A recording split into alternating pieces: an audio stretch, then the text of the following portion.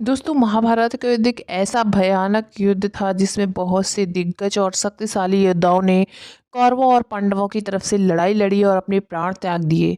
दोस्तों, उन्हीं दिग्गज सूरवीरों में से एक थे सूर्यपुत्र कर्ण। ये तो सभी को पता है कि उनके जन्म होने के बाद से लेकर मृत्यु तक उन्हें कितनी ज़्यादा यातना झेलनी पड़ी। अपने साथ हुए इन अन्याय को लेकर महाभारत के युद्ध में मरते हुए कर्ण ने भगवान श्री कृष्ण से कुछ सवाल किए थे और आज हम आपको यही बताएंगे कि वो सवाल क्या थे और भगवान श्री कृष्ण ने उन सवालों के क्या उत्तर दिए थे। दोस्तों, अर्जुन के हाथों जब कर्ण को बाण लग गया और कर्ण को आभास हो गया कि अब मेरा अंतिम समय आ गया है, तो उन्होंने भगवान श्री कृष्ण को अपने पास बुलाया। उनसे पूछने लगे कि हे माधव, मेरे मन में कुछ प्रश्न है जिसका मैं मरने से पहले समाधान चाहता हूँ और ये समाधान केवल आप ही बता सकते हैं। तब भगवान श्री कृष्ण ने कर्ण से बोले, मित्र, जो भी पूछना है पूछो। तो कर्ण बोले, हे माधव, मुझे जन्मते मेरी माँ ने मुझे त्याग दिया। एक अवैध बच्चे के रूप में जन्म लेना मेरा क्या अपराध था। उसके बाद गुरु द्रोणाचार्य ने मुझे शिक्षा देने से मना कर दिया क्योंकि मैं राधे पुत्र अर्थात सूत पुत्र था। क्षत्रिय होते हुए भी मैं क्षत्रिय नहीं था। इसमें मेरा क्या अपराध था। भगवान परशुराम ने मुझे सिखाया तो सही, परंतु श्राप दे दिया कि जिस वक्त मुझे उस विद्या की सबसे ज़्यादा ज़रूरत होगी उस वक्त मैं वो विद्या भूल जाऊंगा, क्योंकि उनके अनुसार मैं कोई क्षत्रिय नहीं था। एक बार दुर्जनावेश मुझे एक गाय को वाण लग गया जिससे उसकी मृत्यु हो गई और इसके मालिक ने मुझे श्राप दिया, जबकि मेरा कोई दोष ही नहीं था। इतना ही नहीं, द्रौपदी के स्वयंवर में मेरा भी अपमान किया गया। माता कुंती ने मुझे आखिर में मेरा जन्म का रहस्य बताया, किंतु अपने अन्य बेटों को बचाने के लिए। जो भी मुझे प्राप्त हुआ है वो दुर्योधन से ही हुआ है, तो अगर मैं उसकी तरफ से लड़ूं तो मैं गलत कहाँ हूँ। कर्ण ने उत्तर दिया और कहा, कर्ण मेरा जन्म का भगवान श्री कृष्ण ने कर्ण से कहा कि ये कर्ण, मेरा जन्म कारागार में हुआ। जन्म से पहले मेरी मृत्यु प्रतीक्षा में घात लगाई बैठी थी। जिस रात मेरा जन्म हुआ उसी रात माता पिता से दूर किया गया।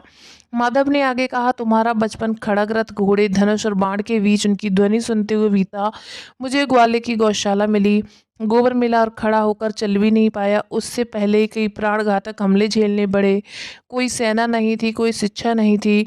लोगों से ताने ही मिले कि मैं उनकी समस्या का कारण हूँ। तुम्हारे गुरु जब तुम्हारे शौर्य की तारीफ कर रहे थे, मुझे उस उम्र में कोई शिक्षा भी नहीं मिली थी। जब मैं 16 वर्ष का हुआ तब कहीं जाकर ऋषि सांदीपन के गुरुकुल पहुंचा। तुमने अपनी पसंद की कन्या से विवाह किया, लेकिन जिस कन्या से मैंने प्रेम किया वो मुझे नहीं मिली और उनसे विवाह करना पड़ा जिन्हें मेरी चाहत थी या जिनको मैंने राक्षसों से बचाया। मेरे पूरे समाज को यमुना किनारे से हटाकर एक दूर समुद्र के किनारे बसना पड़ा और युद्ध में रण छोड़ के जाना पड़ा, जिसके कारण मुझे रणछोड़ भी कहा गया। अगर दुर्योधन युद्ध जीतता है तो तुम्हें बहुत ज़्यादा श्रेय मिलेगा। धर्मराज युधिष्ठिर अगर जीते हैं तो मुझे क्या मिलेगा। मुझे केवल युद्ध और युद्ध से निर्माण हुई समस्याओं के लिए दोष दिया जाएगा। प्रभु ने आगे कहा, एक बात का ध्यान रहे कर्ण, हर किसी को जिंदगी चुनौतियाँ देती हैं।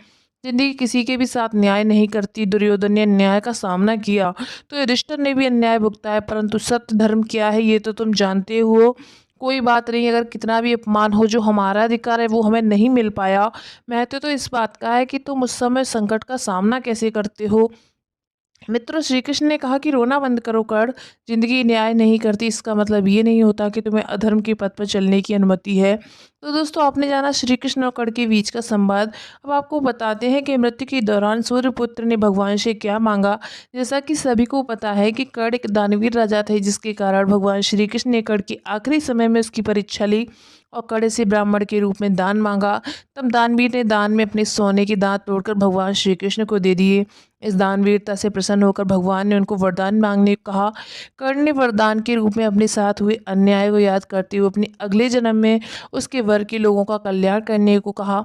दोस्तों, दूसरे वरदान के रूप में भगवान श्री कृष्ण को जन्म अपने राज्य में लेने को कहा और तीसरे वरदान के रूप में अपना अंतिम संस्कार ऐसी जगह करने को कहा जिस धरती पर एक भी पाप नहीं हुआ हो।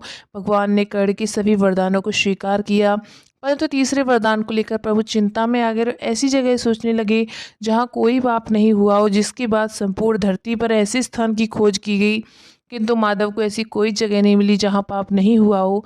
परंतु मित्रों, श्री कृष्ण अपने वचन से बंधे हुए थे और सिर्फ उनका हाथ ही ऐसे स्थान थे जहाँ कोई पाप नहीं हुआ। इसलिए कर्ण का अंतिम संस्कार भगवान ने अपने हाथों पर दुर्योधन के सहयोग से किया और कर्ण को दिए सभी वरदानों को पूरा किया। दोस्तों, इस तरह दानवी कर्ण का अधर्म का साथ देने के बाद ही भगवान कृष्ण ने उनका अंतिम संस्कार कर उनको वीरगति के साथ बैकुंठ धाम भेजा। उम्मीद करते हैं आप सभी लोगों को वीडियो बहुत ज़्यादा पसंद आया होगा। वीडियो पसंद आया तो वीडियो को लाइक करने के साथ साथ चैनल को सब्सक्राइब करना बिल्कुल मत भूलना। Thanks for watching.